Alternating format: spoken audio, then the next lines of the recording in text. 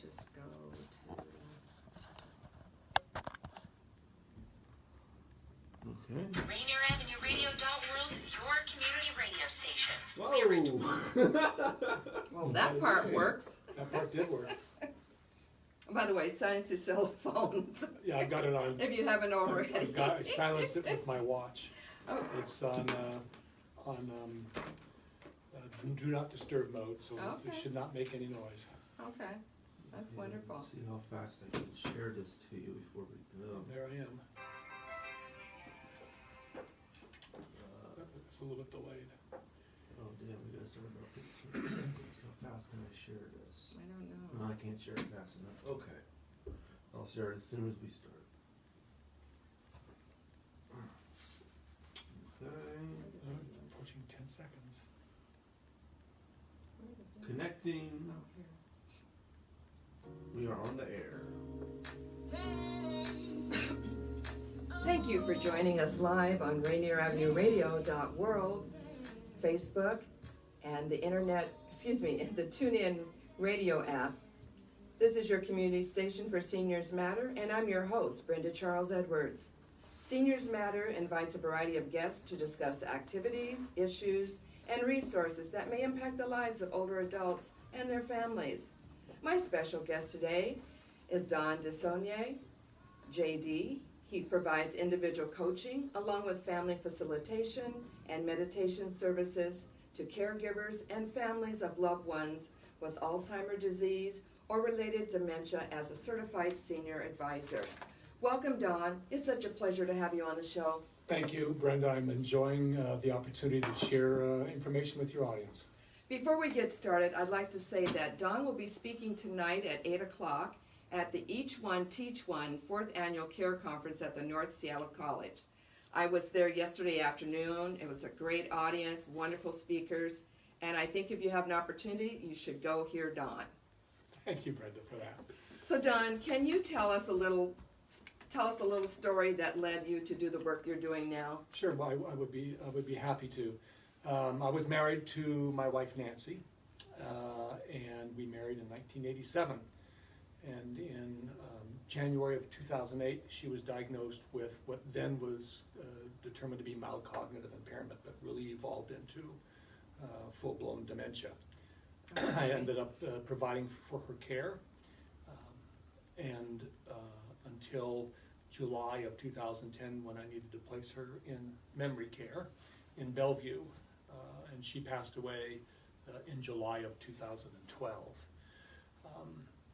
The experience of caring for Nancy led me to start to think about what I was called to do. I've been an attorney for virtually all of my adult professional life, but I decided in the years since her passing that I was meant to do something different. What type of attorney were you? I was a divorce attorney, actually.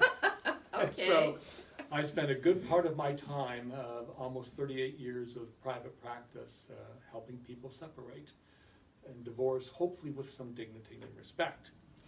And in the years following Nancy's passing, I found myself re-examining that in the wake of the experience I had of taking care of her. And that led to initially just doing a blog, sharing my caregiving experiences. And then that evolved into learning more about what it was to guide and assist others.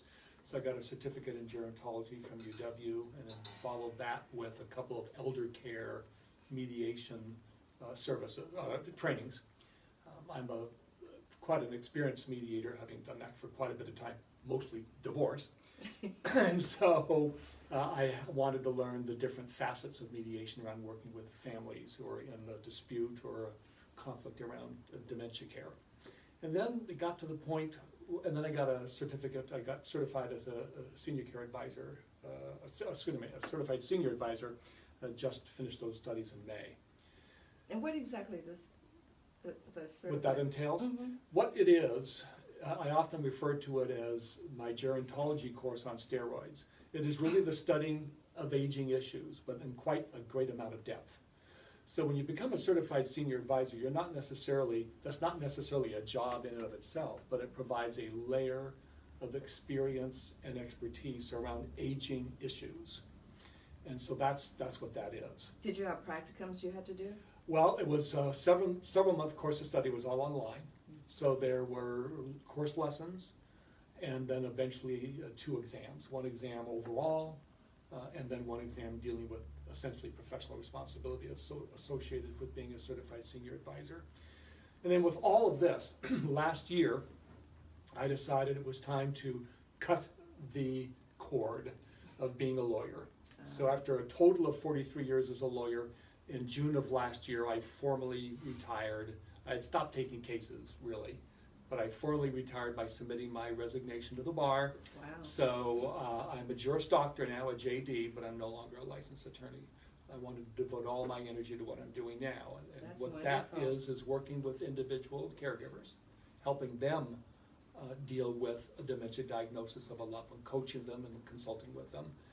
Working with families, helping them understand what the dynamics are and the challenges are associated with caring for a loved one, helping with family disputes. And so that's mainly what I do. Wow, that's a lot, because I have had some experience and having some experience with that now. Help us understand what dementia is. Is it Alzheimer? Well, it's a good question, and it's often a point of confusion. Yes. Sometimes somebody will say, well, my spouse just got diagnosed with Alzheimer's. And technically, it's not possible to diagnose Alzheimer's until after the person passes away. Oh, really? And usually with a brain autopsy. But what Alzheimer's is a disease. Dementia is a term used to represent a set of symptoms associated with cognitive decline. So when you think of dementia, the word dementia, think of what does that mean in terms of how it affects an individual's behavior and quality of life. So for example, if somebody has dementia, they're going to experience memory loss in all likelihood.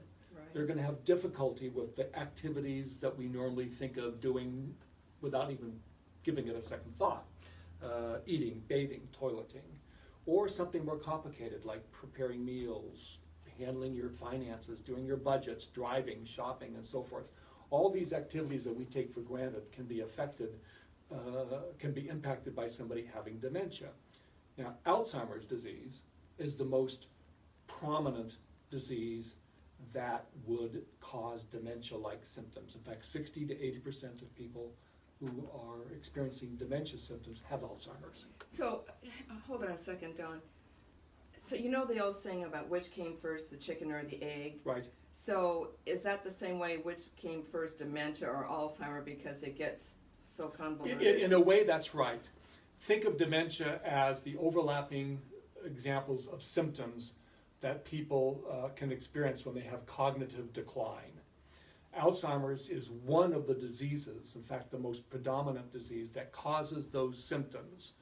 There are other diseases that cause dementia-like symptoms.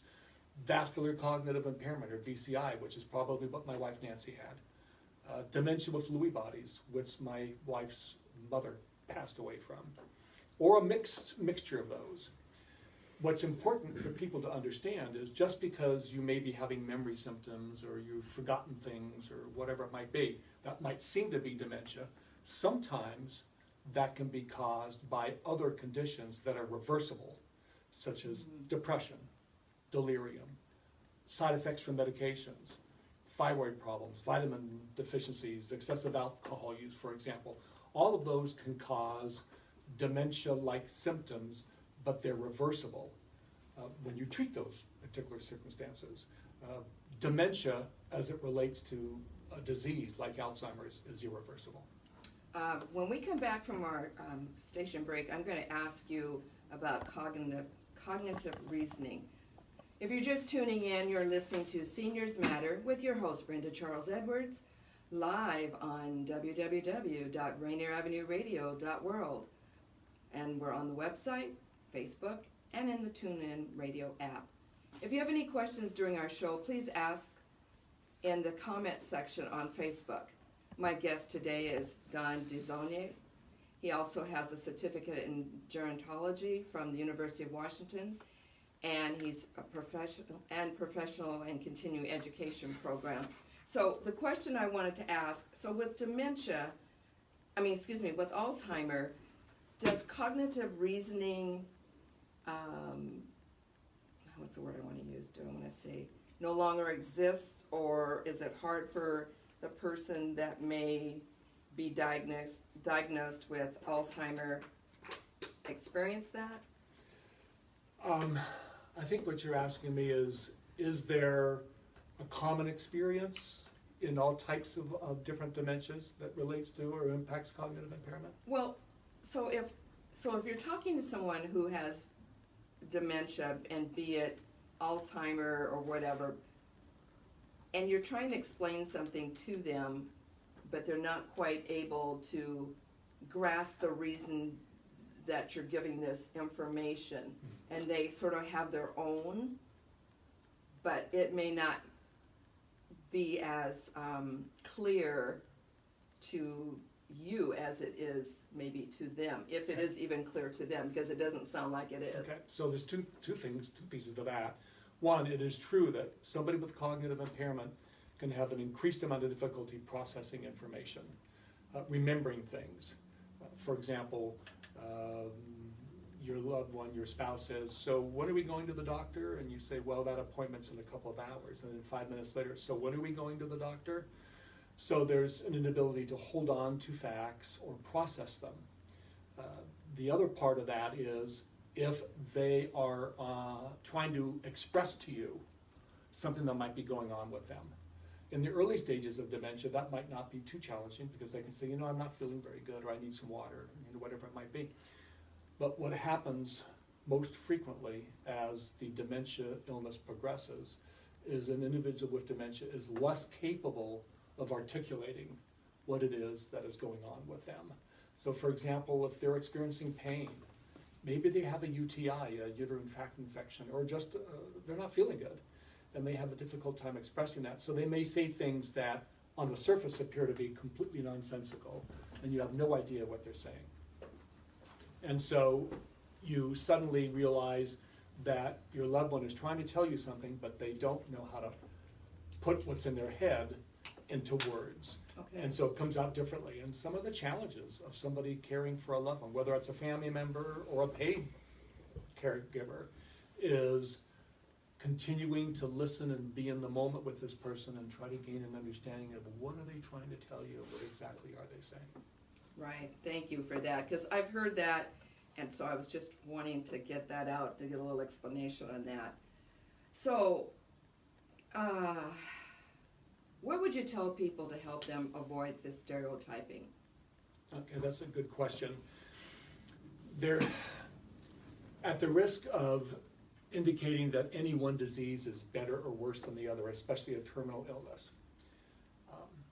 When somebody says, gosh, Joe was just diagnosed with cancer, people usually know immediately what that might mean. Oh, that's a terrible disease, and there may or may not be a cure, but it's going to be a long slog. Right. And you're typically able to interact with that person with cancer all the way up to the very end. Dementia is a bit of a different animal, and with Alzheimer's, people aren't sure what that exactly means to start with, and how they're supposed to respond or deal with that. By virtue of learning that somebody has diagnosis of dementia, people often have the mistaken belief that this person is no longer there, can't do anything, can't learn things, can't be present, can't basically function in any way.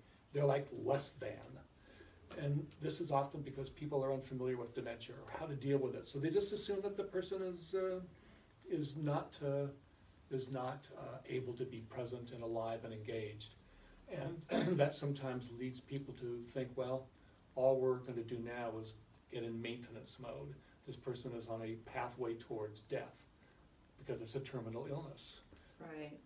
Just to update you, you're listening live to Seniors Matter with your host, Brenda Charles Edwards, on the World Wide Web, RainierAvenueRadio.world, Facebook, and you can also find us on the TuneIn Radio app. If you have any questions during our show, please ask them in the comments section on Facebook. My guest today is Don Desonier. He is also a Juris Doctor. He also has a Juris Doctor degree and has been trained as an elder and adult family mediator. Did you use this person-directed approach in your care with your wife, Nancy? Well, that's a good question. And just a little bit about what person-directed means. We talked earlier about the misperceptions that people have around dementia, and that this means that this person is not able to understand you or learn things or be present or be engaged. And that can lead to the perception that there's really nothing to do to engage them. What person-directed care means is that this person is present. They may not be the same person that you knew from before, but they're still here, albeit here in a different way. And what that means is you treat them with integrity and kindness and engagement. There's a very well-known geriatrically certified physician, Dr.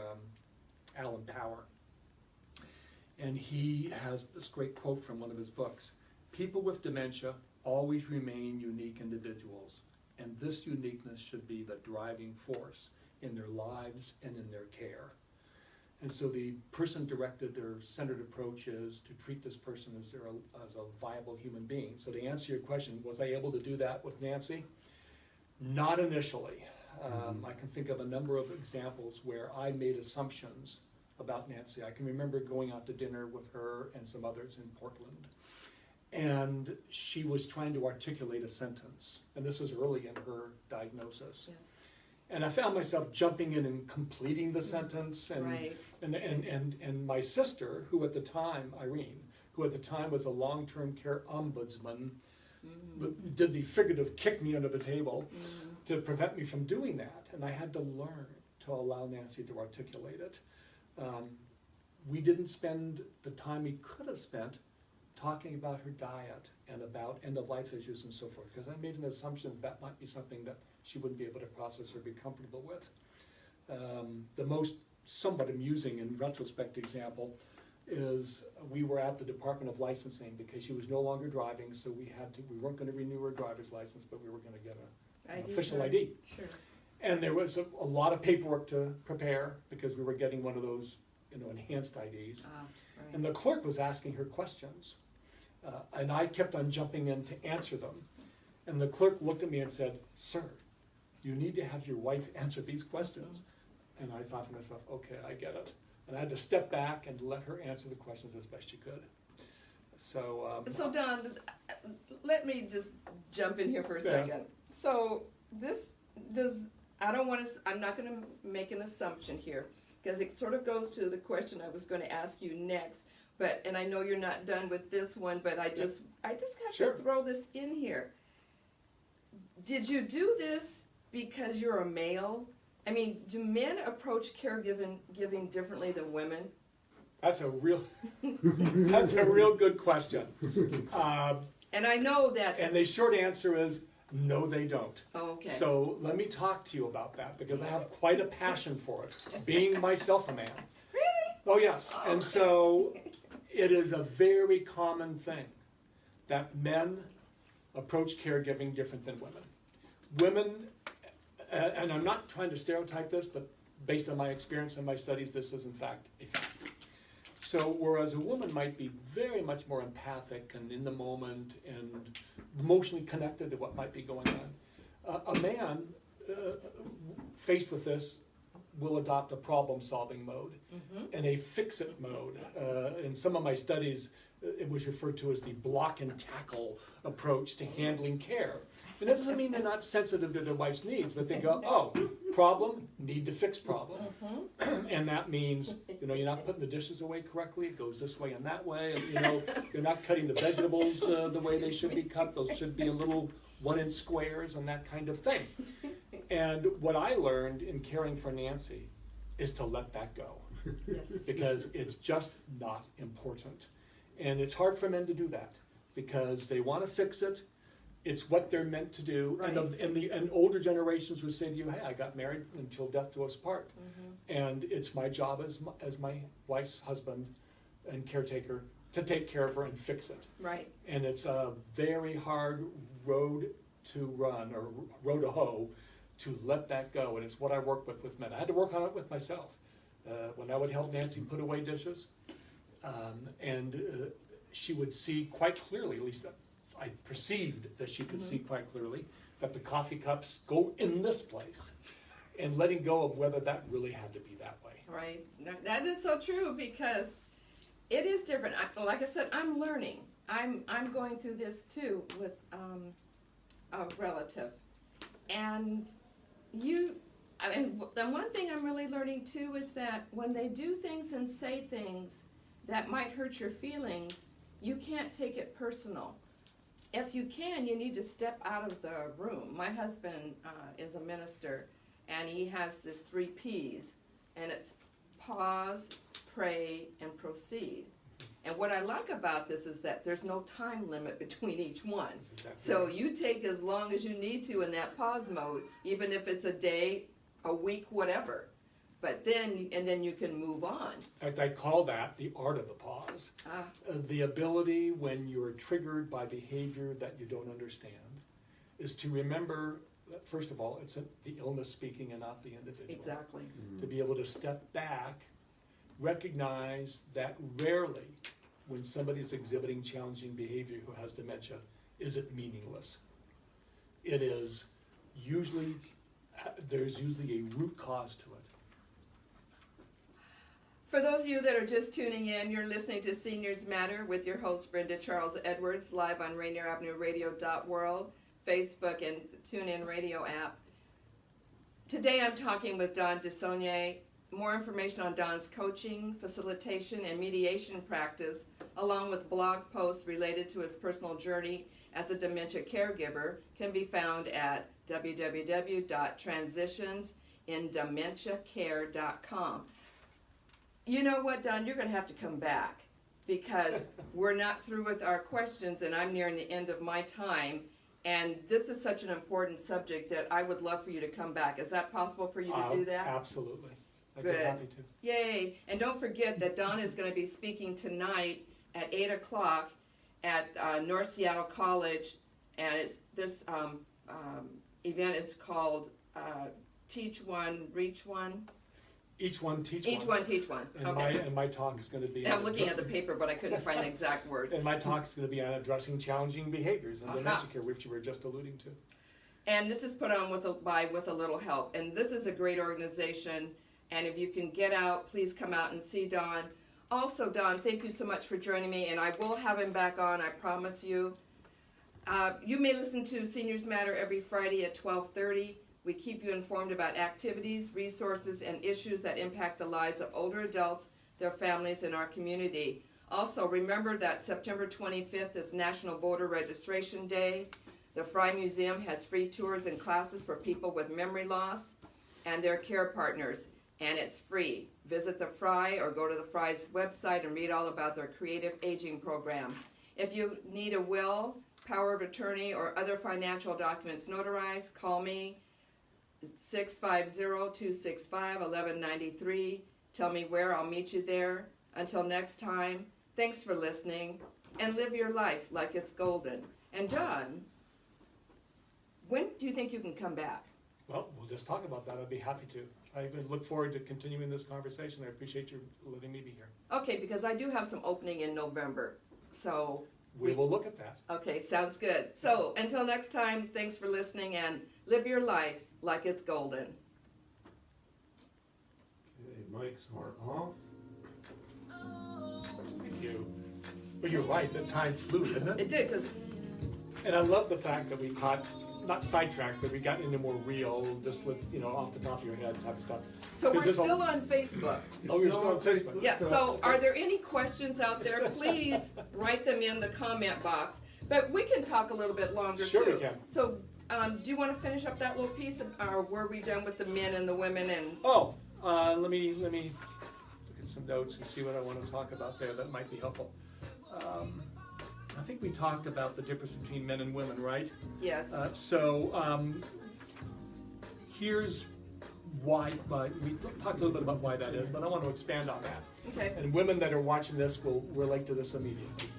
So in the golden years before GPS, what do you think most men did when they found themselves lost when driving to a destination? They would drive and drive and drive. Drive and drive and drive and drive. I will attest that I am an exception to that. I cannot stand being lost, and I would pull into a gas station at the first sign that I didn't know where the heck I was going. But My husband has gotten better about that too. Most men don't do that. Right. Men perceive that by not knowing how to fix it, that there's a weakness there. Right, and there's not a weakness. No, or if there are community services or support, that it's okay to accept that. And Like your wife. Yes, and if they're, and it's okay to experience grief. Yes. It's okay to be vulnerable, to not know what to do, to be stuck. And true. I think there's a lot of men that find themselves up against challenges associated with caring for their loved one, and they assume that they need to be able to take care of this themselves, and so they don't reach out. And so one of the things I work real hard on is helping men know that it is okay to reach out for support and to take care of themselves.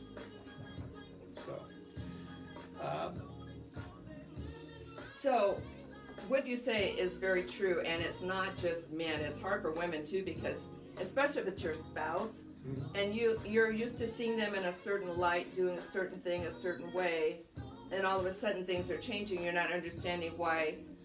Okay, so he's fixed breakfast, and now all of a sudden I have spoons that are not put back where they usually go, like say a wooden spoon. Right. They're like in the refrigerator now, or they're in the microwave. What's up with that? Well, in fact, I talked earlier about not worrying about whether the coffee cups are going where they're supposed to go. Part of what's true about dementia is there's a visual aphasia that takes place, I think it's called that, where you're looking right at something and they can't see it. So, that reminded me something real quick. Okay. When, this therapist said that if you put, like, if the dementia person goes outside, going out in the middle of the night, whatever, if you put a black mat in front of the door, they won't go out because it looks like a black hole. It's a hole to them. I was totally blown away with that. Yep, it's a whole different ballgame. Or, for example, Nancy was at home and we opened up the refrigerator and she says, "Where's the milk?" And I'm looking at the refrigerator and I'm going, "The milk's right there." But she couldn't see it. So what I learned is rather than try to rationalize where the milk is and try to